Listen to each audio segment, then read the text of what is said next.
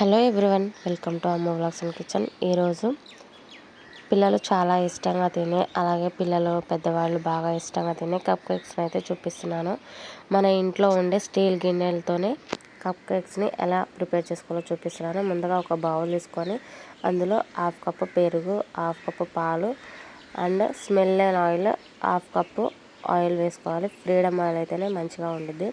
తర్వాత ఒక half cup sugar powder వేసుకొని ఒకే డైరెక్షన్లో వీటిని విస్కర్తో బాగా మిక్స్ చేసుకోవాలి. ఒక క్రీమీ టెక్స్చర్ వచ్చేంత వరకు షుగర్ పౌడర్ అన్నీ కలిసిపోయి బాగా మిక్స్ అయ్యేంత వరకు మిక్స్ చేసుకొని పక్కన పెట్టేసుకోవాలి. చూడండి, ఇలా అయితే క్రీమీ టెక్స్చర్ రావాలి. అలాగే మన ఛానల్ని ఎవరైనా చూస్తున్నట్టయితే ప్లీజ్ సబ్స్క్రైబ్ చేయండి, అలాగే లైక్ చేయండి. పక్కనే ఉన్న బెల్ ఐకాన్ని ప్రెస్ చేయండి. అప్పుడు మన వీడియోస్ ఎప్పుడు పెట్టినా మీకు నోటిఫికేషన్గా వస్తుంది. ఒక జల్లెడ తీసుకొని అందులోకి ఒక కప్పు మైదా పిండి తీసుకోవాలి. తర్వాత half table spoon baking powder, half table spoon baking soda వేసుకొని జల్లెడతో జల్లించేసుకోవాలి. ఈ జల్లించుకోవడం వల్ల మనకి కేక్ అనేది పర్ఫెక్ట్గా పొంగుతుంది. అలాగే ఏమన్నా లంప్స్ అలాంటివి ఏదన్నా వేస్టేజ్ ఉన్నా కానీ పోతుంది. చాలా ఫ్లఫీగా అయితే పొంగుతుంది ఇలా చేసేందువలన. చూడండి, నేనైతే జల్లించేసుకున్నాను. జల్లించేసుకొని విస్కర్తో బాగా మిక్స్ చేసుకోవాలి. ఒక half table spoon vanilla essence వేసుకొని విస్కర్తో బాగా కలిపేసుకోవాలి. ఫస్ట్ కలిపేటప్పుడు కొంచెం గట్టిగా ఉండిద్ది. మనం బాగా మిక్స్ చేసే కొంది చాలా స్మూత్ టెక్స్చర్ అయితే వస్తుంది. చూడండి, మనం కలిపే కొంది అయితే చాలా స్మూత్గా అవుతుంది. ఒకే డైరెక్షన్లో తిప్పుకోవాలి. అప్పుడే కేక్ అనేది పర్ఫెక్ట్గా వస్తుంది. అలాగే ఫ్లఫీగా కూడా పొంగుతుంది. విస్కర్తో అయితే ఇలా బాగా కలిపేసుకోవాలి. బాగా స్మూత్గా అయ్యేంత వరకు కలుపుకొని పక్కన పెట్టేసుకోవాలి. చూడండి, ఇలా స్మూత్ టెక్స్చర్ అయితే రావాలి. తర్వాత నేనైతే ఒక 3 గిన్నెలు అయితే తీసుకొని దానికి కొంచెం ఆయిల్ అప్లై చేసుకున్నాను. 3 గిన్నెలకి ఆయిల్ అప్లై చేసుకొని మనం ముందుగా ప్రిపేర్ చేసుకున్న కేక్ బ్యాటర్ని అయితే ఈ కప్స్లో వేసేసుకోవాలి. మనం ఇవి చారు కానీ సాంబార్ కానీ వేసుకుంటాం కదా, అలా గుంటగా ఉన్న గరిటెని తీసుకొని ఈ గిన్నెలో అయితే వేసేసుకోవాలి. గిన్నెకి ఫుల్గా మాత్రం వేయకూడదు, గిన్నెకి హాఫ్గానే వేసుకోవాలి. ఎందుకంటే మనం ఫుల్గా వేస్తే అది పొంగిపోయిద్ది. అది హాఫ్గా వేసామంటే అది బాగా ఫ్లఫీగా పొంగి చక్కగా మంచిగా ఉండిద్ది. సో ఇలా అయితే 3 గిన్నెల్లో వేసేసుకోవాలి. మనం కేక్ బ్యాటర్ కలిపేటప్పుడే ఫస్ట్ మనం ఒక గిన్నెని అందులో స్టాండ్ పెట్టేసుకొని స్టవ్ మీద ఫ్రీ హీట్ అయితే పెట్టేసుకోవాలి. మనం కేక్ బ్యాటర్ మిక్స్ చేసేలోపు మనకి ఫ్రీ హీట్ అనేది అయిపోయిద్ది. సో మనం ముందుగా ఫ్రీ హీట్ చేసుకోవాలి.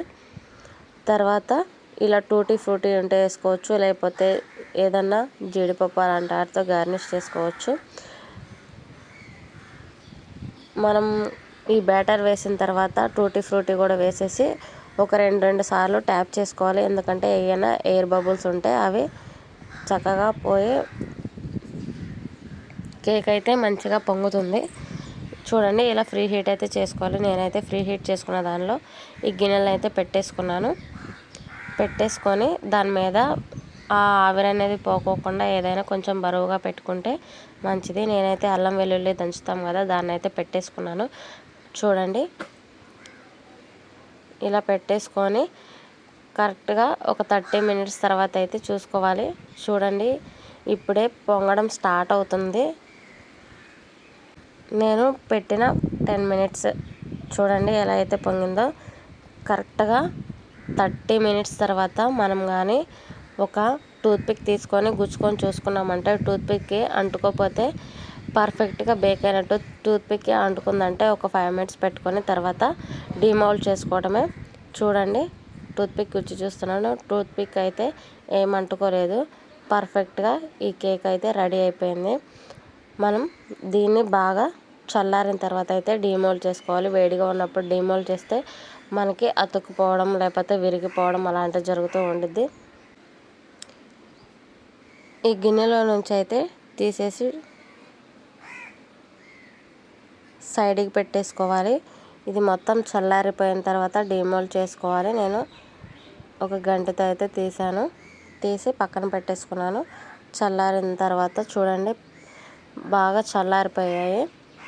ఇప్పుడైతే ఒక నైఫ్ తీసుకొని చుట్టూరు కొంచెం కేక్ చుట్టూరు సైడ్స్ని అయితే ఇలా చేస్తే మనకి కేక్ అనేది అంటుకోకుండా అతుక్కోకుండా వస్తుంది. ఇలా డీమోల్డ్ చేసేసుకొని మన దగ్గర ఏవైనా చాకోస్ కానీ లేకపోతే గోల్డ్ కలర్ బాల్స్ కానీ ఇలాంటి సిల్వర్ కలర్ బాల్స్ కానీ లేకపోతే మన దగ్గర ఏదైనా కేక్స్ మీద వేసుకున్న డెకరేషన్ ఇవి కానీ ఉంటే వేసుకొని డెకరేట్ చేసేసుకోవాలి. నేనైతే ఈ ప్రిల్స్ వేసుకొని డెకరేట్ చేసుకొని మా పిల్లలకైతే ఇచ్చాను. చాలా టేస్టీగా ఉంది మమ్మీ అంట తిన్నారు. మీ పిల్లలు కూడా ఇలాగే ఇష్టంగా తింటారు. ఈ వీడియో నచ్చితే ప్లీజ్ సబ్స్క్రైబ్ చేయండి, అలాగే లైక్ చేయండి తప్పుకోకుండా.